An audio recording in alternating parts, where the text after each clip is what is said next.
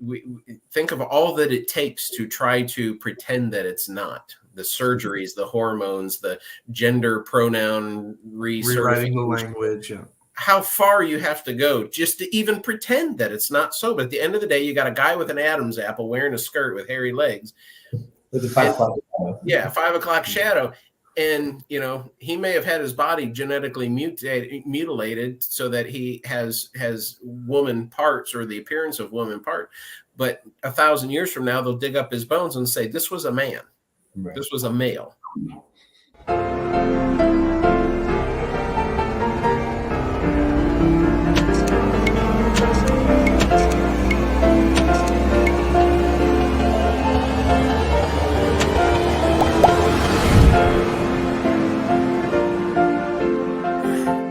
All right, welcome to the next episode of Pastors React. I'm so glad to have with me Pastor Brian Dalkey and then also Brother Brent Hoffman. Everybody knows these two fellas.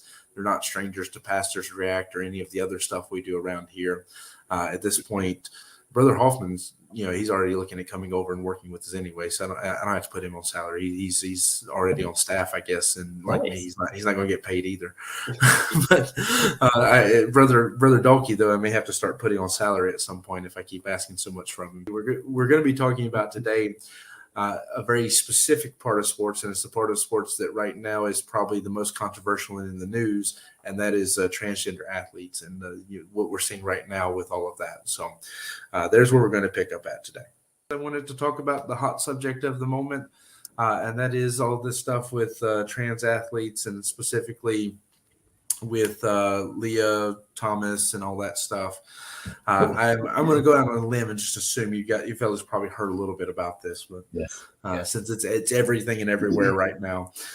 So for anybody who doesn't know, there was the championship for women swimmers here recently, and for the first time in, I guess, history, a biological male. I'm gonna use nice terms for now. You fellas don't feel bound to those. I'm just going to introduce this nicely.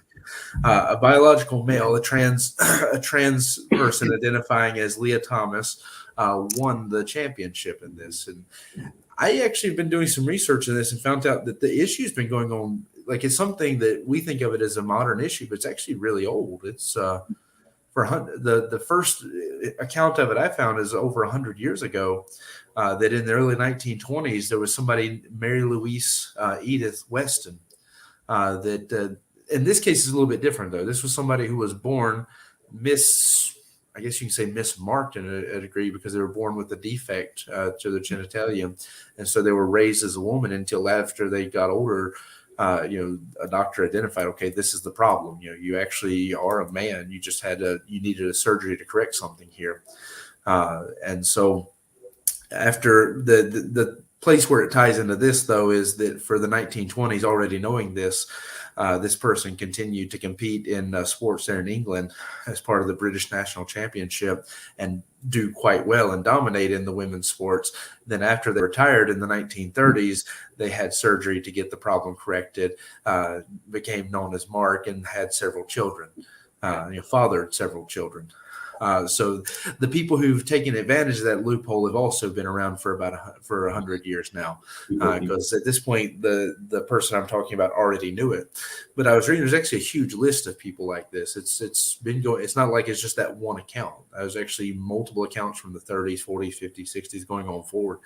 So I was kind of surprised by it, because I've always thought of this as a more modern thing, because now it's actually becoming very common that somebody who doesn't succeed in male sports will suddenly identify as a woman, and without having to have any surgery, hormone blockers, any of the kind of stuff that you used to have, they just suddenly start competing in women's sports and start dominating.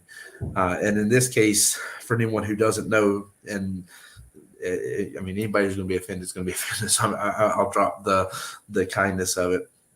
William Thomas was 462 in the listing for men's swimmers. Now, I don't know how many men's swimmers there are in a country, but when you're 462, you're pretty much irrelevant at that point.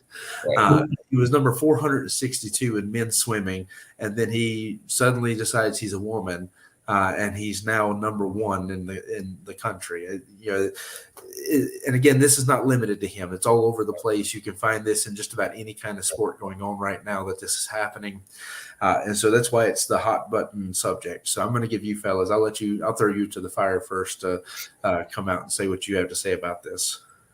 Okay, but Donkey, I started first the last couple times. Yeah, you started first last time.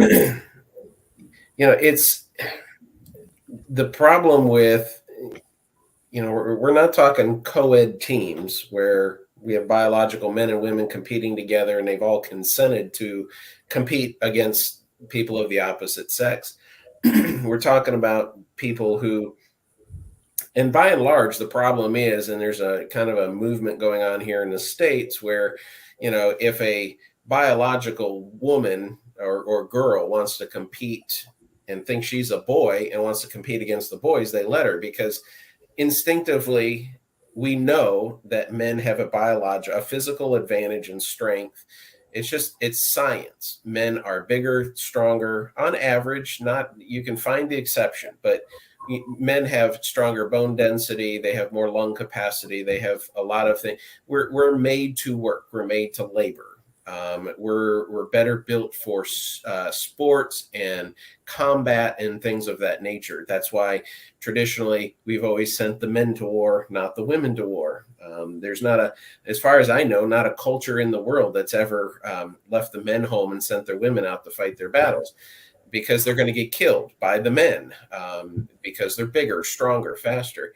It's just a biological reality. And we started, when I was younger back in the 80s, we really started with a lot of this unisex kind of nonsense and trying to convince people there was not a biological difference between men and women. And I think that fed into what is now the transgender movement, just this idea men and women are basically the same and all of that. And yes, we have different genitalia, but outside of that, we're basically the same. It's like, no, science teaches us that men and women down to their DNA, from every fiber of our being, is different. Even the way we think and feel and react to things is different.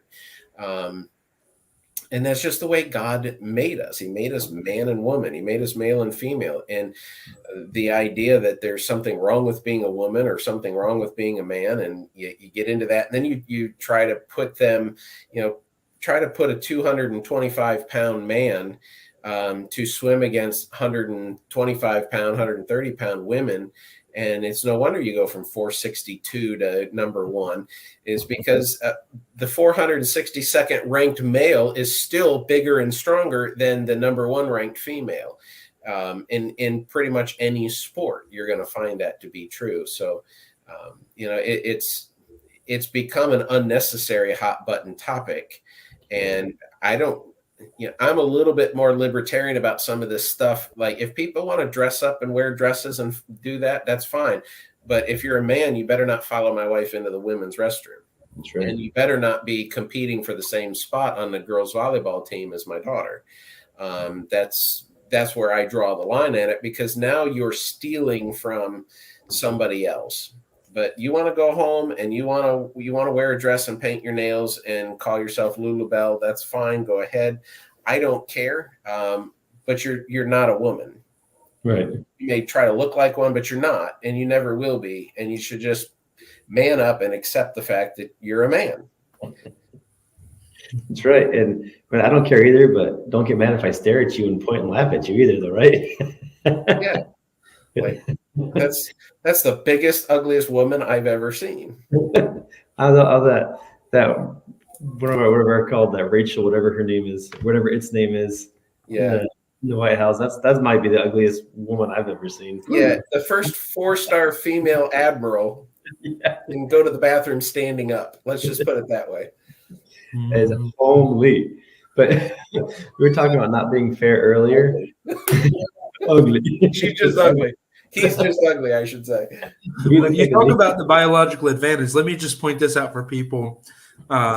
William Thomas, or Leah Thomas, if you don't follow who I'm talking about, William Thomas is at one point 8'5" meters or 6'1" around that area. Rika Georgi, the one who he beat, who had always placed like top 5, 10, 15 of all of women in the 5 years she's been in college. She's 1.75 meters or 5'8". I mean, it's a pretty big difference. 5 inches. Yeah, I mean that's 5-inch reach to touch the wall first. But we're going back to saying saying, oh, it's not fair, it's not fair. This legitimately is not fair, right? Especially when I think he only beat by like a second or something. So right. That reach could just about make the difference in that. Yeah. But like you said, it was just some guy that couldn't cut it on the men's tour and the men's swing. He's like, oh, fine, I'm gonna go. I mean, I'm 5'7". I'm not real big, but I'm pretty good at basketball when I play against 3rd and 4th graders. I don't identify as a 3rd and 4th grader. It's not fair to them, but I'm pretty good at that. Yeah. I block all their shots. I'm pretty dominant. But that's basically, you got to put it in perspective. That's basically what this guy is doing. I'm not calling women 3rd and 4th graders, but I'm saying it's just a biological disadvantage. Right. It's not right. No, I mean, there's the biological disadvantage is clear. I mean, that's why even it doesn't necessarily have to be in the biological side. Let's think of it in these terms. Like, I like boxing, but there's a reason why you have weight classes. Right. Because I have people who are dominant athletes over top of me who have boxed with me, and they can't do anything to me because of the weight class difference, because that punch is my mass versus the velocity that is thrown. That's how much damage it's going to do to you. And so I can punch much, much slower than somebody and still do a lot more damage because there's a lot more for me to put behind that. And so I had guys that, because just to give some perspective for this, I worked out at a gym where people worked out for Krav Maga and CrossFit and UFC type stuff, the mixed martial arts is what I'm trying to think of. But I worked out with guys like that. So there was times where I would help some of the guys who were testing or something because they needed a punching bag and need somebody to go up against.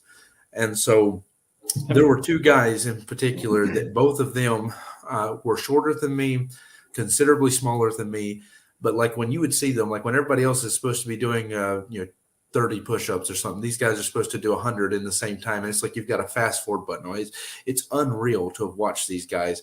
One of them, he got so tired of the fact he wasn't getting a challenge. Like if people were doing pull-ups, he's sitting there with a weight tied between his legs, belt on him, holding a 50-pound, 100-pound weight to do his push-ups with, or his pull-ups or whatever, because he just wasn't enough challenge for him. So these guys are tremendous athletes, right? But at the same time, one punch from me, and I like, especially the one I did boxing with, one punch from me and I'd send him to the ground. Just because the force I have to put behind it's enough. It doesn't matter that he's a better athlete than me. I'm bigger than him by a lot. And so any other sport you put him in, he might can beat me. But this one particular thing, he wasn't going to do it. And that's what people have to understand is people do have advantages and disadvantages of stuff. And when it comes to men versus women, I've been out of boxing for over almost a decade at this point, but I still think you could put me to most women you could pick. Like, you take maybe the best ones out there. I'm not going to challenge them, but you pick just most any woman you decide you want to put her to box. I still going to give her a pretty hard competition just because of my size. The fact that I, without training, could stand against a lot of men. It's the same thing. And that's what I think people don't understand is that there is really. This shouldn't be an issue of debate because there is really the fact that men should never be put in a sport where they're allowed to beat on women or take advantage of women. It doesn't matter what they identify as. Biologically, when you have that power and that ability, you should be responsible for that. Right. So, like, I hold back. Like, in reality, like this guy that I'm talking about, I held back when fighting with him. I hit him hard enough I turned his mask halfway around his face. I didn't unload on him then. I stood back and I let him get himself ready. When I play with my kids, I hold back. When my wife decides she wants to put on some boxing gloves and box with me, I hold back. She's done it before, but I hold back because the fact is I know that I have a tremendous advantage when it comes to something like that, and I have to be responsible for it. But what we have today, there's no question about it, are men who could not cut it competing against other men, and they found a loophole. And people are going to argue, but they go on hormone blockers. They do this and they do that. And that doesn't, over a period of time, that'll have certain effects, but it's not going to take away those advantages we're talking about. It's not going to change the fact that this guy, you look at his muscle stature and I don't care if I don't know how long he's been on hormone blockers, but he still looks like a man. He's not. He is personally. He's not been on very long, and because he was swimming as a man up until I think last season. But once a male goes through puberty, by 17 or 18, those advantages are locked in, and you can surgically change the body. You can take all the hormones you want, but the natural advantages of spending 5 or 6 years riddled with testosterone through puberty are unreversible, and they're undeniable. And there's nothing you can do to change that. So you can, you can take estrogen and to the point you can't grow facial hair anymore. That doesn't make you a woman, and doesn't deny the fact that you are biologically still advantaged as a man. Right. So I don't think he was taking them because he was saying how he's still attracted to women and this and that. Because I read an article about it, and the women on his team were very upset that he was allowed to be in the locker room with them. Well, he was taking them because you have to, I believe the way the NCAA does it, the way the Olympics do it too, I think, is they just measure testosterone levels, and they have to be low enough to, as if your testosterone or your estrogen levels determine your sex or your gender. No, those are just, women's bodies produce testosterone, men's bodies produce estrogen. I mean, that's not something that people understand, but that's how we grow as males, is our body produces enough testosterone, and then eventually the brain converts it into estrogen and triggers growth spurts. Women grow faster and mature faster. Girls do faster biologically than boys because they have estrogen, which promotes growth, and then their body will actually produce some testosterone too, which gives them hair in certain places. You got your science lesson here, brother. Yeah. So, it's something that, it's you want to be able to understand these things and say, well, okay, what are the differences between a boy and a girl? What's the difference between a young man and a young woman? I deal a lot with teenagers. I work with teenagers, and, I've raised two, a boy and a girl, and, the puberty is different for them. There's different challenges. They're both awkward, and they both share a lot of emotional challenges that go along the way, but they're completely different. And a boy's puberty is longer and more drawn out. That's why girls tend to be young, girls in puberty tend to be attracted to guys a couple years older because they are more physically compatible than boys in their same grade. It's just because the biological differences and how those, and so I've studied a little bit of that so that I understand how, when a young man or young woman's going through something in my youth group or my kids were, here's the scientific reason you're going through this. Doesn't make you weird, doesn't make you different. Yes, there's spiritual things separate to that, but most of the time teenagers have problems because their parents have never sat them down and explained what's happening in puberty, and that this is all normal. And, you're a boy, this is supposed to happen. You're a girl, this is what's going to happen. And, unfortunately, I think the problem is that our young people that are identifying more and more as trans, they've gotten their biology courses and their sexuality courses and their puberty courses from Hollywood and from the locker room, and not from any good source. And, and they're just getting indoctrinated in American public schools with LGBTQ percentage sign, whatever else you want to tack on to the end of it group. That's just all indoctrination. Anytime you're sitting, I just talking yesterday and mentioned in my message yesterday, there's a public school here in the United States that has put litter boxes in the restrooms at the school for kids who identify as cats. So, I mean, these are the people that's where it's going. Children. It's no wonder they're all messed up and committing suicide, because people this stupid and this foolish and this perverted and depraved are the ones indoctrinating children, and parents are just content. I don't want to have this conversation. Go to school and talk to your teacher about it. Right. And their teacher, after done cleaning out the litter box in the bathroom, is telling them how if they feel like a girl, then they must be a girl. Can you get litter box in the bathroom? Yeah, I'm serious. I've read a couple articles. Apparently, it's been confirmed. I don't remember where the school district is on it, but I'd take my kids out of school instantly if my kids were there. That's for sure. The thing is, when you take the natural conclusion of the transgender movement, that is where it's going. It's where anything you identify as, we have to change biology, we have to change words, we have to change whatever to make it fit. Right. And it's not something that you can deny because of the fact that right now in court you have people battling for these things. I mean, it always does this. It's homosexuality becomes accepted first. Okay, then we're going, what's the next step? It's either going to be pedophilia or transgender. One of the two will be the next battle. Right now, very both of closely them are linked, by the way. But both of them are being fought. People don't even realize that a lot of times. There's court cases right now arguing that pedophilia and incest also is another one that's really commonly associated with them. That court cases for all of that are being fought. There's people in court right now fighting for the right to marry one of their children. There's people fighting for the right to marry, somebody else closely related to them biologically. There's people in court right now fighting for the right to marry inanimate objects, to marry their pets. Any kind of thing you can think of. So as soon as they finish one fight, they always move on to the next.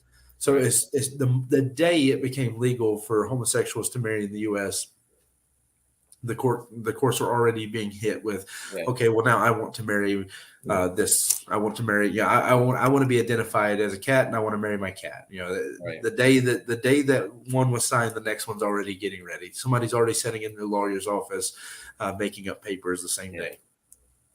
Well, this started really back in the 60s with the free love movement, because what it separated in the 50s and 60s, the 60s especially, it separated sex from marriage.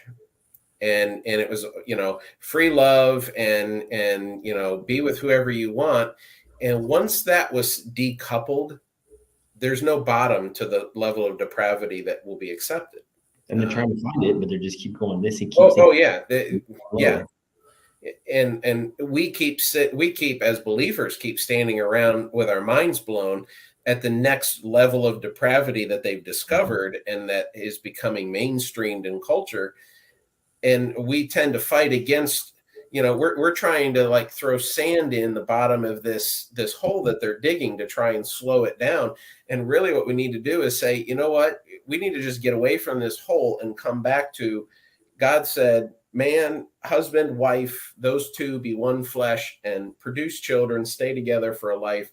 And if we could just get back to preaching that, it eliminates all of everything from the L to whatever they stick on the end of the plus sign anymore. It eliminates all that. All of it is sinful. All of it is immoral because none of it is within the bounds of a husband and wife, the marriage honorable and all, and the bed undefiled. And if you don't fight that battle, if you don't keep it there as a preacher, then you're fighting a losing battle. You can throw a little, you can say, okay, well, that's too depraved. Let's fill that hole in a little bit. And we think we've won a victory when we haven't done anything. All we've done is said, all right, for right now, we won't go that deep. It's funny you use that terms in the way you're describing, because I'm almost finished with a study on the sins God calls an abomination and why. And at least one of my messages, you've almost re-preached the whole message just now. But almost everything we found, best, brother. Well, I got it from the Bible, so we got it from the right source. Yeah. No, it's the whole theme that I've walked away from that series with is exactly what you're talking about. When God calls something abomination, sin against the way He's designed us, an unnatural thing. Every time it's because it's setting you on that path. And if you go back to Leviticus, you look at the passage where we go to when we want to talk about homosexuality, the laws concerning that, where he's talking about it being an abomination. If you notice that whole chapter, which I think would be Leviticus 15, or 18, one of the two. But when you look at that whole chapter, it starts off with people, allowing perversion in their home and covering nakedness of people closely connected to them. And you read it on through, you start getting into, sexual perversion, you start getting into adultery, you start getting into other things, then you start getting into homosexuality, then bestiality is even on the list. And what people seem to miss is that they read homosexuality is clearly called an abomination on that list, but I think what they miss is the chapter ends with saying all these abominations have been practiced by the people who live in the land of Canaan, by the Canaanites. So he's talking about that whole chapter. All this is a path that leads to that. And that's really exactly what you were just describing, is when you start And that's actually, if people want to find it, I have a message where we go through some of that on the channel here. It's called Abandoning God's Plan for Your Sex Life. And that's exactly what it's about. It's what you just said. It's as soon as you separate sex from marriage and it becomes that appetite and perversion that needs to be filled, you start down that path. And it's easy for us to look at the homosexual or the transgender and this stuff and judge them, but we don't realize that, a lot of people who are judging them are already on the same road as them. It's easy to judge them. And I'm not saying it's wrong to condemn it or judge it. I'm just saying it's easy to do it because you're looking at somebody who's further down the road than you, but you're still on the same path if you've started out down that path. So it's actually, I like the way you brought it out because like I say, I've actually just preached on that in the church recently. So the Bible says the eyes of man are never satisfied. So they're just going to keep searching for more ways and more ways and more ways to be perverted. Yeah, it's just like the drug addict, they start out smoking a joint, right. I can control it. Next thing you know, they got a 5-bag-a-day heroin habit and it's never enough. Now it's got to have fentanyl in it and, in ever increasing amounts. And,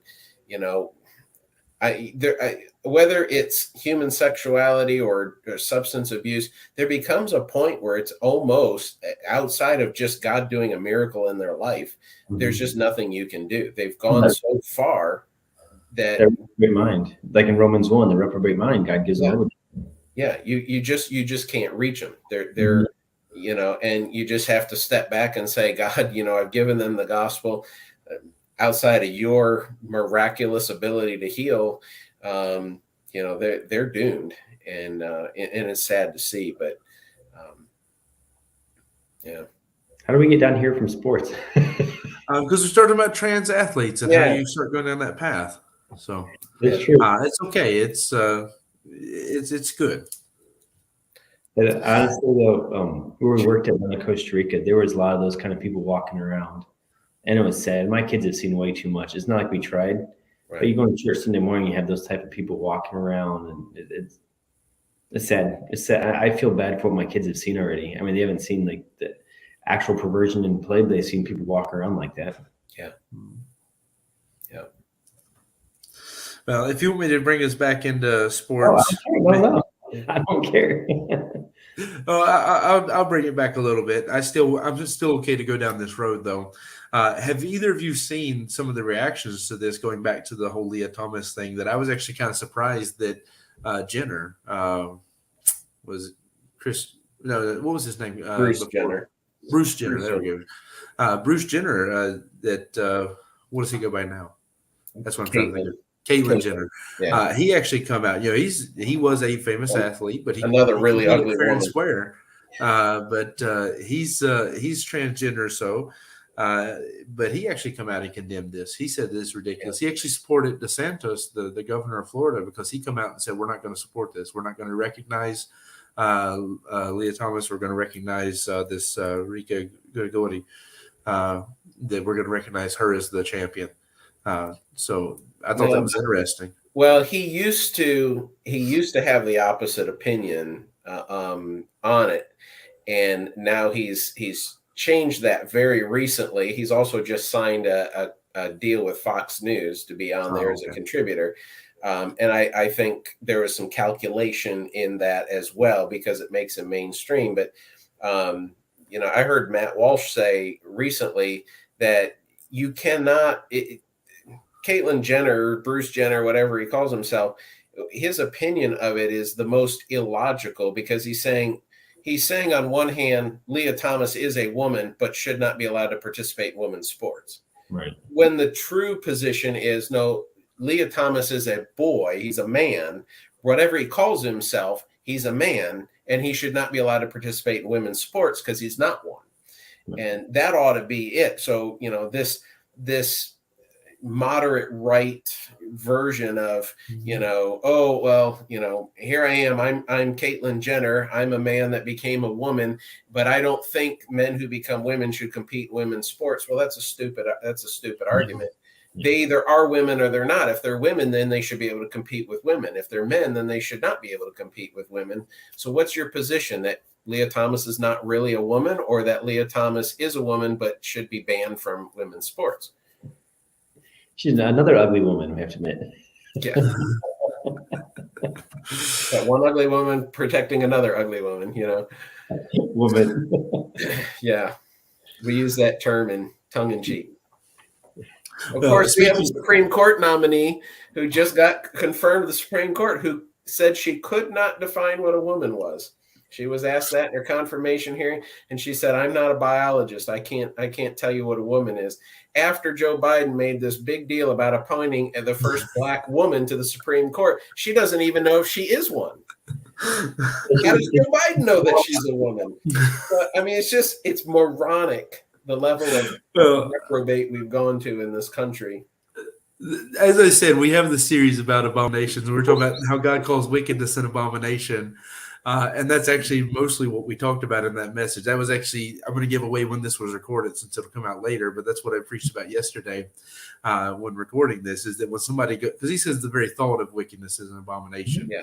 And if you go through, there's like 451 verses in the Bible that talk about wickedness.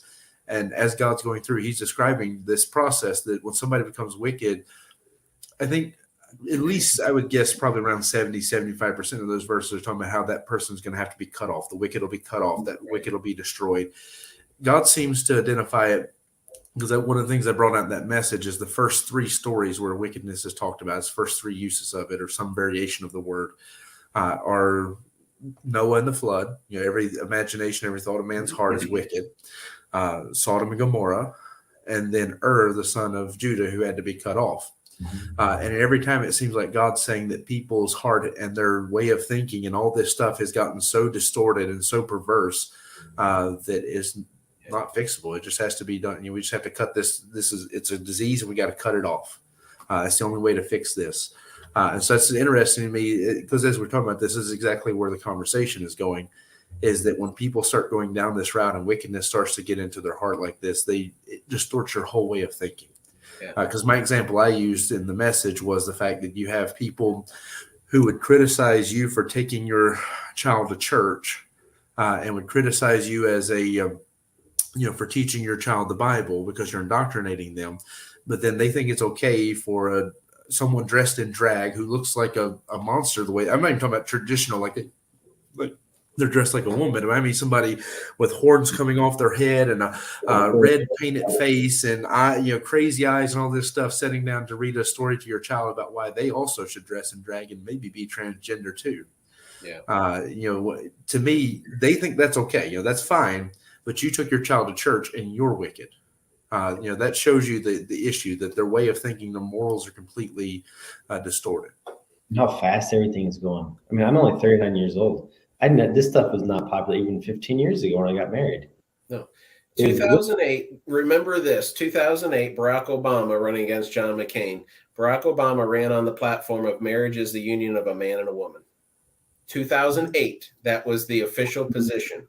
14 years ago. 14 years ago, the official government White House position was the marriage is between a man and a woman. 14 years later, we don't even know what a woman is anymore. Look how fast. That's one of the things that just blows my mind about all of this with transgender is that the feminists are supposed to support the transgender movement. They'll tell you can't be a good feminist if you don't support it. But transgender is saying what it means to be a woman is you like to wear dresses and you like the color pink and you like to wear heels. Feminism is saying that's not what it means to be a woman. To be a woman is who you are biologically, and you can be just as good as a man at everything. And it's like these things are completely incompatible. They're exact opposites. We're smiling because we cannot comprehend this level of moronic, perverted, twisted logic. And so our human defense mechanism is to smile because, I mean, if we don't smile at this, what do? I mean, do we cry? But now men are winning Women of the Year. Men are winning all the women's sports things. We're the feminists. I mean, seriously. Yeah. Men make the best women apparently at everything. We are. I mean, women of the Year. I mean, it's crazy, but how quick it has happened and how fast that slide has come. I do appreciate the thought you bring out of the fact that right now, what it means to be a woman is completely, because we actually think of it as opposite. Like as Christians, we typically want to protect, and what it means to be a man is under attack. And that's true. I mean, because most things it means to be a man, they're calling it, what's the word, toxic, I guess now. Like toxic masculinity. Yeah. So they're attacking but in reality, it seems to be like more that women are being attacked more than we probably realize, because it's being erased, the divide between men and women, period.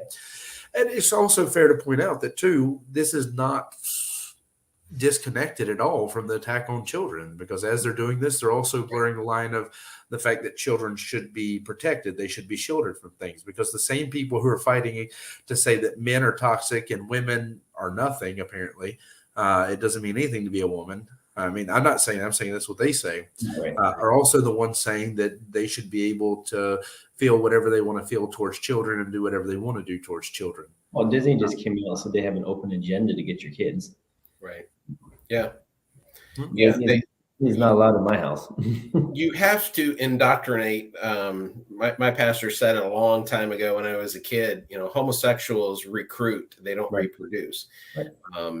And especially in this transgender movement. And it's, a point that I heard somebody talking about was the fact that a lot of these deviants that are in public schools teaching and trying to indoctrinate these kids, they're so sad, and the world they've created for themselves is so meaningless. They need third graders to affirm them. They need their students to tell them what a wonderful thing it is that they identify as a three-headed horn frog, and and are in a polyamorous relationship. How sad is it that I'm a believer in Christ, and if I'm the only one left on earth, I don't need anyone to affirm my position in Christ. I'm so settled in who I am in Christ and what God has made me as a man, and my calling as a pastor, my position as husband and father in my home. I don't care if anybody else agrees with it or affirms it or everybody else ridicules it. I don't care. I'm still right. I'm so settled in it. I don't need you to accept me. I am who I am, and I am what Christ has made me.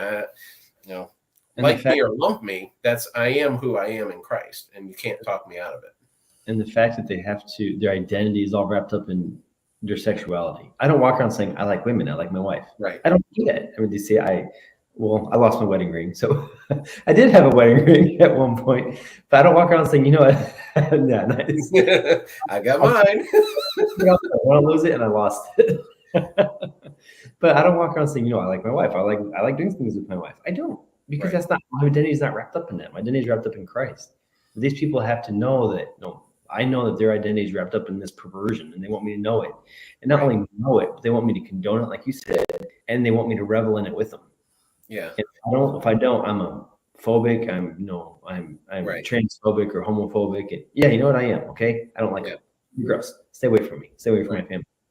But as a person. Yeah, and you take it to the next level of, okay, among adults, that's weird enough that I would identify myself by what I do with my genitals. Right. But for children, that's just pervert. That's I don't. My wife and I don't talk about our sex life with our children, right, or with anybody's children, or anybody. I mean, we do that in the privacy of our bedroom. Right. And that's the beautiful covenant relationship that we have, and it's her and I, and that's it. It's an exclusionary arrangement, and what we have is beautiful because God's created it to be that. But I don't go around telling people about it, and I don't go around identifying as that. Right. I'm my wife's husband, and I identify as her husband because I am. And whether you have a ring on or not doesn't change your identity. Right. I am because we've entered into this agreement, this relationship. That's my identity. I am Christina Dalkey's husband, and I will be her husband till one of us, till death do us part. But that's the thing, though. It's part of your identity, your marriage, because it is part of who you are. Yeah. But it's not the identity. It's not something that you go around that you feel like you have to broad. You walk in a room like, hey, everybody, I just want you to know I'm married. I'm straight. you don't have to. You don't Yeah, want come the celebrate me. Come Right. redefine the English language around what I do, and it's all about me. Yeah, I don't need that. Purchase my little flag and wave it everywhere so I know. Yes. You have to put your pronouns in your in your bio. You have to call me whatever I want to be called. By the way, my pronouns are brilliant and handsome, so I appreciate if you would only use those when describing me. My pronouns are millionaire and genius.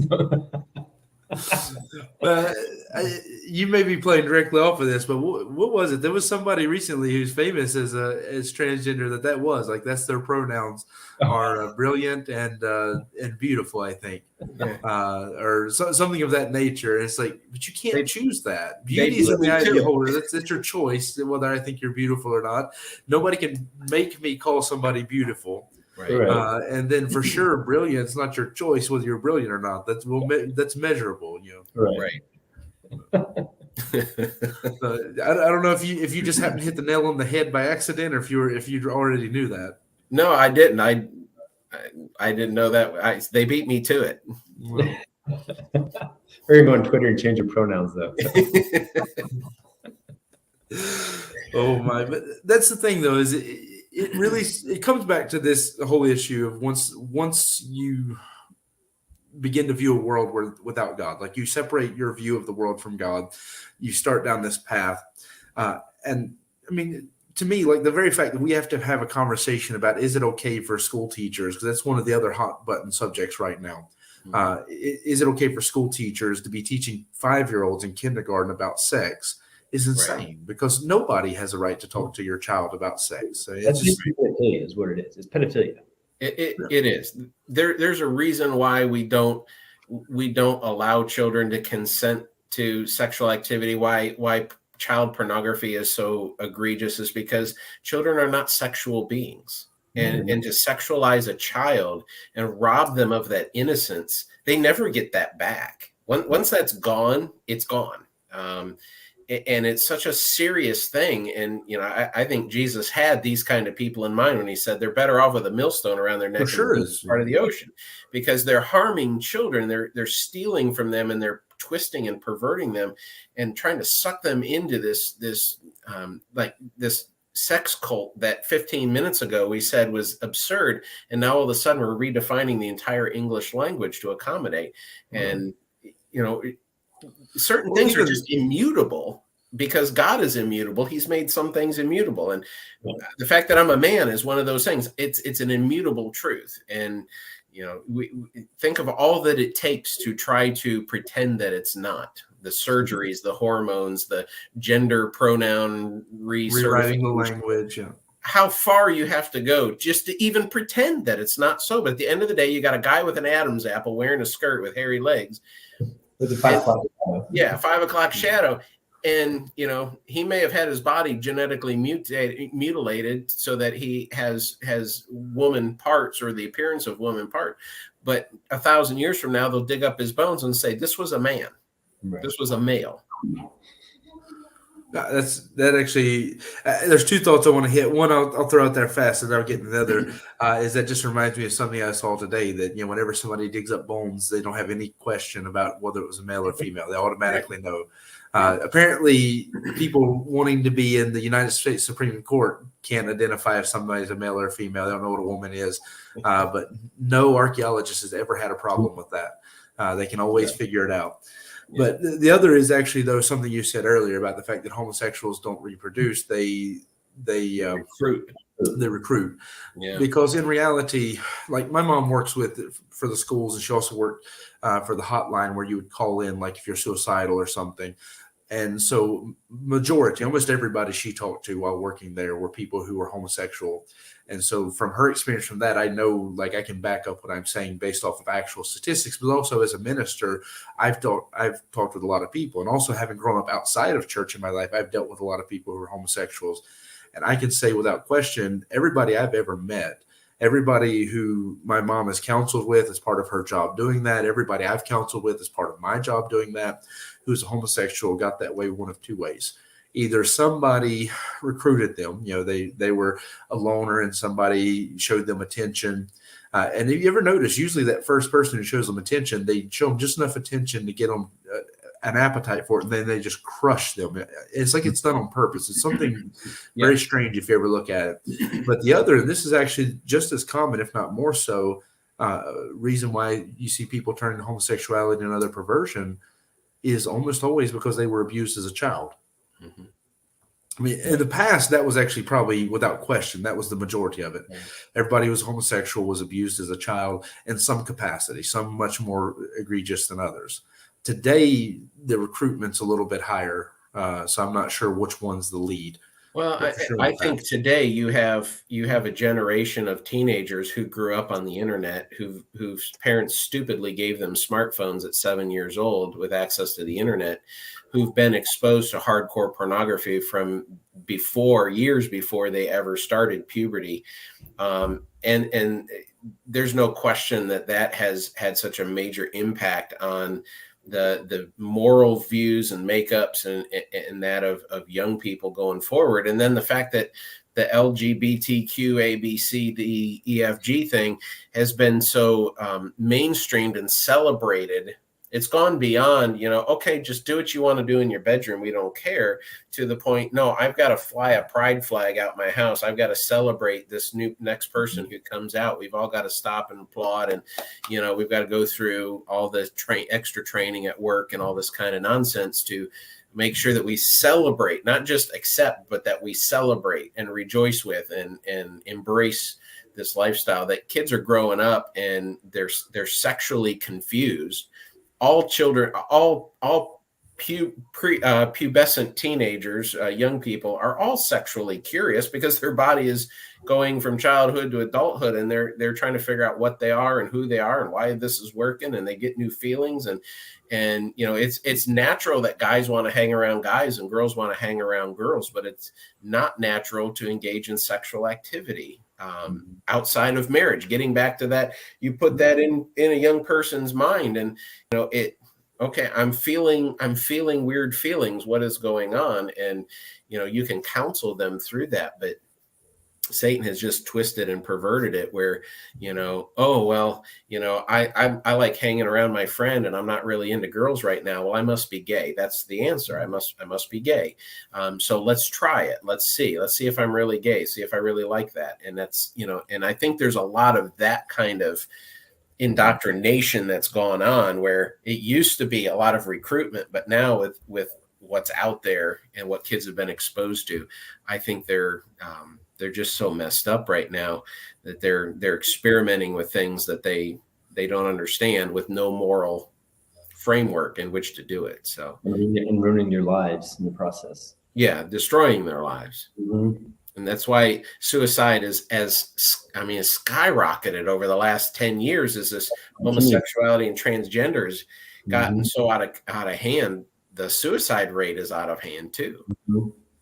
I don't think that's a coincidence. That's not. It obviously isn't. No, it's for sure not. I mean, again, the majority of people who called in wanting help because they felt like they were suicidal were homosexuals. Here in Belgium, where I'm at, especially in the city of Ghent, you have, if you were to look up your numbers for like poison, the number you call if you think you ingested poison, the number I call if I'm suicidal, the number I call for this. If you're a teenager, you have one number to call. If you've ingested poison, you have one number to call. If you're suicidal, you have one number to call. If you're trans or homosexual, you have at least 2 or 3 different numbers you can call because of the fact that they have to have more operators for them than they do anybody else. And anybody who wants to come with the argument that's because, well, they're ostracized and they're shunned from society, that's a lie. And anybody with any sense in their head knows that's a lie. Homosexuals have not been shunned from society since probably around the year 2005 is when I graduated from high school, and that's the last time I saw in public schools where homosexuals were being shunned or ostracized. Within 2 years, when my sister was in high school, you walk in the school, because I would come back and preach.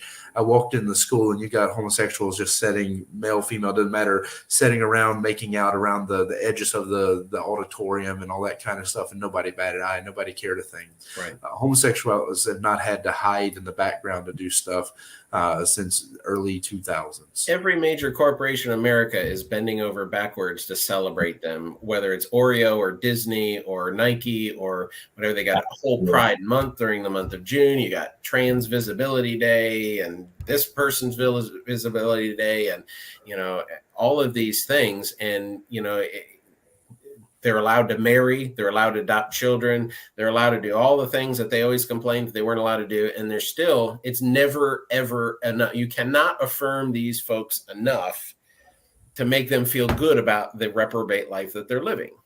Their guilt conscience, their guiltiness will never be assuaged, no matter what we do, to celebrate them. And, in the churches, good fundamental churches are going to be the last major impediment and obstacle. And all of the guns eventually, in the next few years, I really believe all the guns are going to be trained on us, because we are the ones who are just going to be stubborn about the fact there's only two genders, and that one of each gender should be involved in a marriage, and they should stay together and raise children, produce children and raise them. And we're far off. I mean, what you're talking about is not far off. No, just next couple of years. I told our folks yesterday in the sermon, there's going to be in the next few years that we're going to start hearing about kids being taken away from normal parents because they won't take their kids to get puberty blockers or have their breasts removed or their genitals cut off because their kid feels like they're a girl or a boy all of a sudden. In the next 2 years, it's going to happen. There's no question in my mind at the speed we're going, especially with the administration that we have in America. If you think about even in religion, a lot of religions have accepted this. The Lutherans, the Presbyterians, even the Southern Baptists are starting to accept this. Mm-hmm.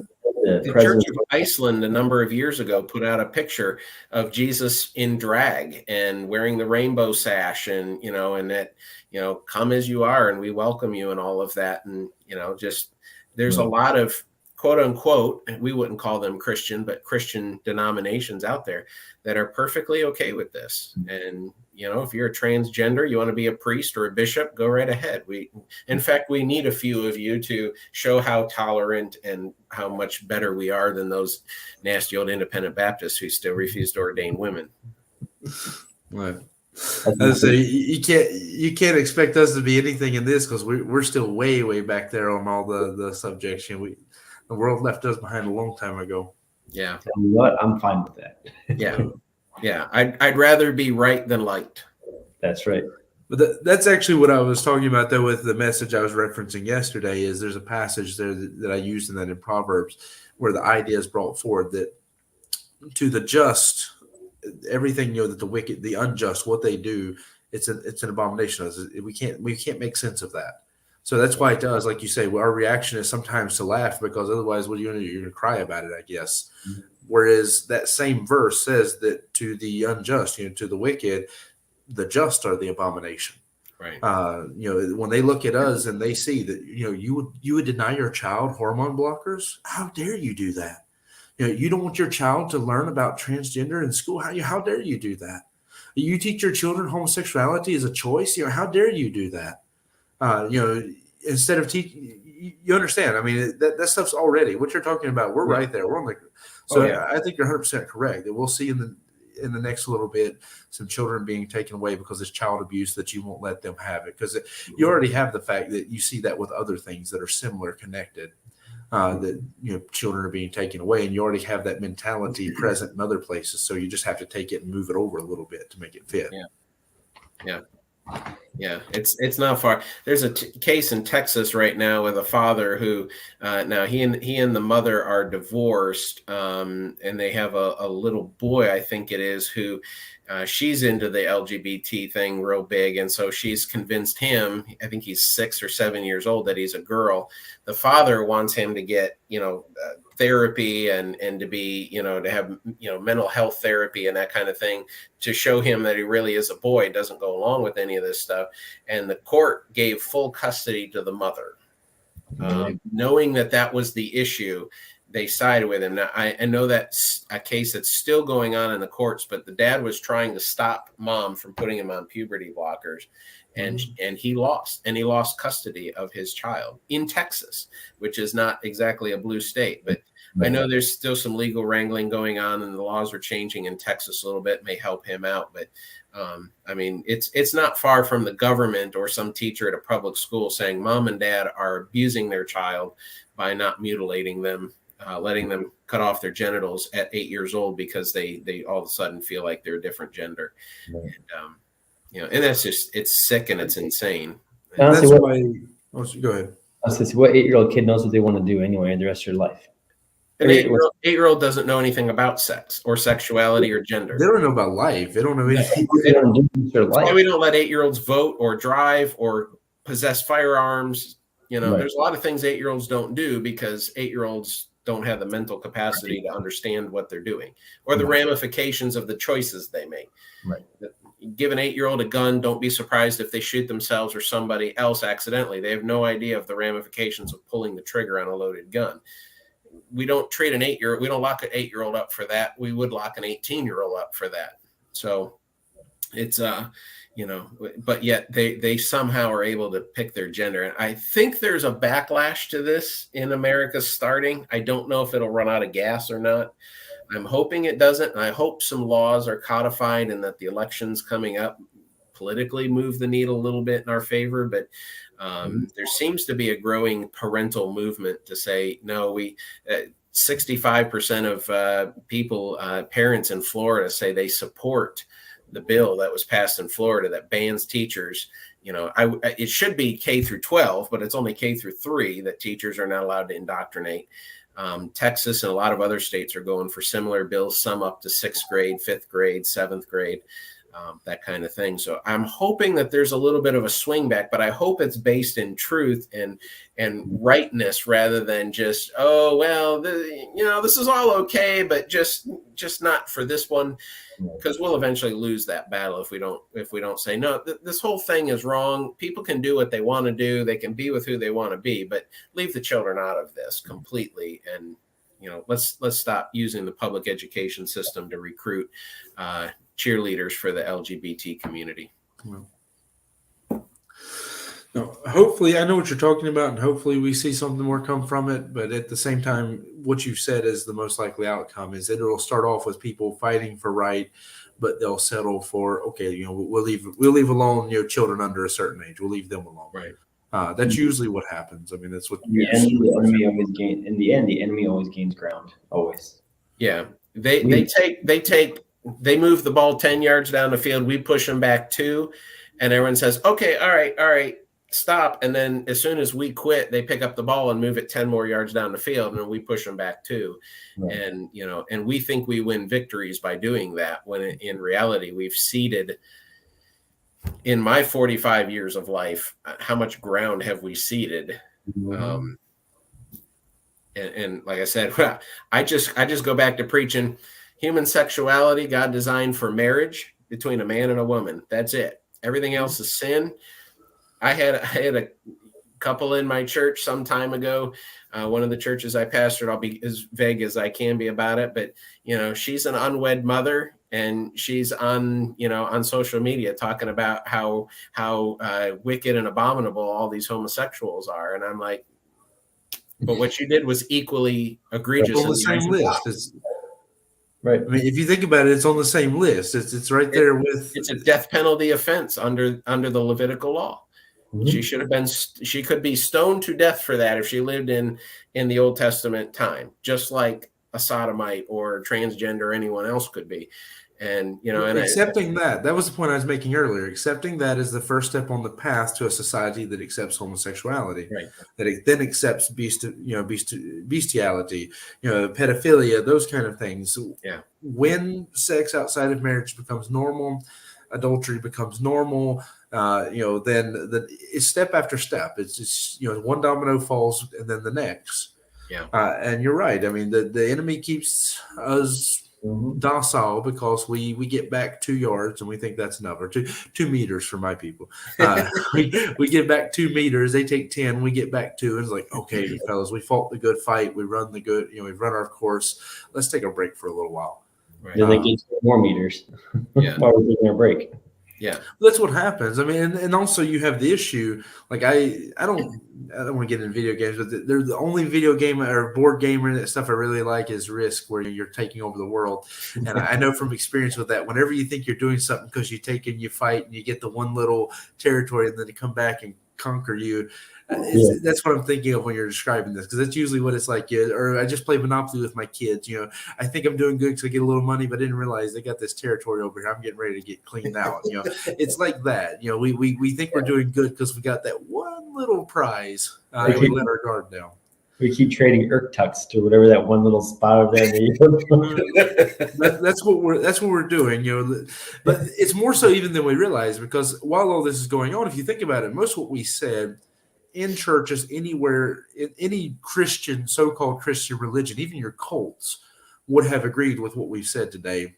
Right. In our lifetime. The beginning, I mean, I'm the youngest one here, even though I probably look older than both you fellas, but I'm the youngest one here. But at 33, in my lifetime, most anything called itself Christian would have agreed with this when I was younger. And yet nowadays, if you're not independent fundamental Baptist, there's a chance you're fighting a lot of these battles alone. I'm not saying we're the only ones who stand for it. I'm just saying there's a good chance you're going to get attacked by other churches or so-called churches because of what you're saying, because of what we're saying today. Yeah, we're vastly outnumbered. That's for sure. Yeah. I know when I preached the message I was talking about going down this path by abandoning God's plan for a sex life, what it should be. That's what I got attacked for, was somebody who professed to be Christian, how dare you to try to hold Christians to that standard today? And it's like, yeah, but it's the Bible. It doesn't matter what society has changed. Right. Yeah, culture is not our authority. The Bible is our authority. And we start from, as an independent fundamental Baptist, I start from the position of God knows what he's talking about. And then he wrote down the things that are helpful to us in his word.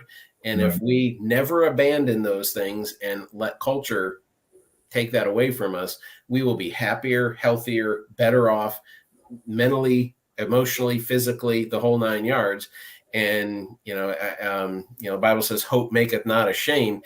The fact that if I'm the last guy left on planet Earth who still holds to the traditional biblical marriage and everything else outside of that is perversion, I will be that guy. And though everyone may rail on me and laugh at me as I go off into eternity, I'm not going to be ashamed of when it's all said and done, I'm not going to be ashamed I stood for what's right.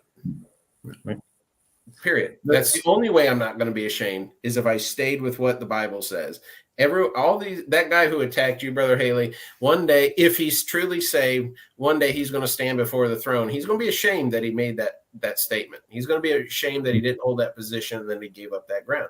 He's going to stand before his Lord and Savior, and he's going to have to answer for it. And he'll stand before Christ one way or another, and he'll be ashamed. He'll be ashamed one way or the other. Yeah, one way or the other, he's going to be that's ashamed. Probably not going to be the biggest thing he's worried about if he's not saved. But no, I just mean the stance, the belief that this is okay. But because when you start letting culture define your standards, one day, one way or another, you're going to be ashamed of it, one way or the other. No, I think that's a good place, brother. I was looking for a positive note. I was going to try to throw one in there, but that's a good place to kind of start wrapping it up a little bit. So let me just give encouragement to everybody. This is why, the stuff we're talking about is not something radical or crazy that, Brother Dalkey come up with. I know his answers sound like he's thought them out a whole lot and like he's running for office or something, but this is Bible. That's why, that's why it was funny in the beginning. I realized it sounds just like my list here. But there's a reason. We got them from the same source. We got them from God's word. And I'm sure Brother Hoffman got his answer there too. I don't want to leave him out. Oh, that's fine. No, we get our answers. I'm trying to be nice to you and include you, Brother Donkey. He's still sore about what was said about sports earlier. So. Oh my, no! But this is why it's so important that people let the Bible define everything for them. You get your morals, your standards, everything from the Bible. This is why you should be careful how much you give your kids a taste of the world, because we sometimes we think that the only reason why parents lose their children to the world is because they didn't get them a taste for Christ. But I'm going to be honest with you. Sometimes I see parents who get their kids involved and they get a little bit of a taste for Christ, but then they fill them up and poison them with the things of the world and undo all of that. So I would be careful. I mean, I'm not going to tell people every detail of how to raise their kids, but I'd be careful how much you allow them to be indoctrinated by a world that rejects God and rejects the things of God. Because what we're talking about is normal to the world. I mean, to them, we're the ones who are insane. We're the ones that are abominable, and it just doesn't make any sense that people would behave this way. So either you fellas want to throw out anything before I start trying to wrap it up? No? I've talked too much. Hey, Donkey took all my answers. That's okay. No, but like you said, though, I mean, you look at the Bible times, Genesis 6, there's one person that was right. Noah. Right. What God said? I mean, he found grace in the eyes of the Lord. I'd rather be that one person finding grace in the eyes of the Lord than being one of the people laughing at Noah. Right. Here's if you're one in the crowd, I'll stand out any day. Stand out for Jesus Christ. He's worth it. And what happened to all the other ones that are standing, popular ones that went with the crowd? What happened to them? They didn't survive the flood. Who did? The one weirdo, the one that said that God is right. So I'm with you. You will never be the last person, Brother Donkey, that says what you were saying, because I will be right there with you. All right. Maybe just unless they kill you first. Okay. Assuming that that you don't outlive me, yeah, I'll be right there with you, I guess. Okay. Well, we sound like you're the baby of the three of us. I don't know. You're pretty young. Yeah, I'm more likely to die first just because I'm older. Oh, I don't know. I guess maybe it depends a little bit on how outspoken you are. They may start, helping us out. They may make it, get us there a little bit quicker. Yeah. Well, considering I got banned off of Twitter, I'm kind of too outspoken. I was never on it, so I can't. Maybe I should get a Twitter account just to see how long it takes for me to get banned. Maybe I could set a record. That'll be the new game. We'll all get Twitter accounts and see how fast we can get banned. Just here's the challenge. I'm going to start this challenge for preachers. I want every preacher to get a Twitter account. Every preacher to get a Twitter account, and then take the most controversial excerpt from your message from Sunday, put it on your Twitter account, and see how many weeks of doing that it takes before you get banned. That's my challenge for. I'm glad I preached on homosexuality a couple weeks ago. I'm okay now. I was shocked Facebook did not turn off our stream yesterday at church. They left us up, and I don't know why. I'm sure when we post it on YouTube, it'll probably get a strike against us. I violated every community standard yesterday. I'm one for strike away on Facebook from getting banned as well, so I'm on the edge there. I have to play nice. Yeah, they don't like you. No, they don't. It's personal with him though, because I have zero strikes or anything. It's not fair. It's not fair. I'll tell you though, Brother Donkey, as a side note, but you'll probably be okay on uploading your videos as long as you don't title them intentionally controversial things. I don't have enough people that look at them to report me, so maybe lack of an audience is what's helping me. You're hurting me now, because maybe that's my issue. Maybe that's why I don't have any strikes yet. All right. I thank you fellas for joining. I hope this discussion's been helpful to people. That's why I like to do this format, so we can talk about some stuff and go down some trails that I wouldn't necessarily. A lot of this I've actually talked about in messages, but I'm not necessarily going to devote a message to talking about transgender athletes. And I'm definitely not in a message going to get the chance to follow that discussion and go into some good stuff that I wouldn't have thought of necessarily on my own. So it's great companion to a lot of the stuff we've been talking about in our church recently. And so I appreciate you fellas getting involved with this with me, and then being part of the discussion to help this go. So we'll go ahead and close out the live stream on this. I appreciate everyone who's joined. And of course, as always, if you haven't, subscribe to the stuff so you can get more of these. Be one of these usually every month, and then several other types of videos like this every month as well. So there's always something there for you. But we appreciate everyone joining. Be sure to look for us next month or some of the other videos along the way.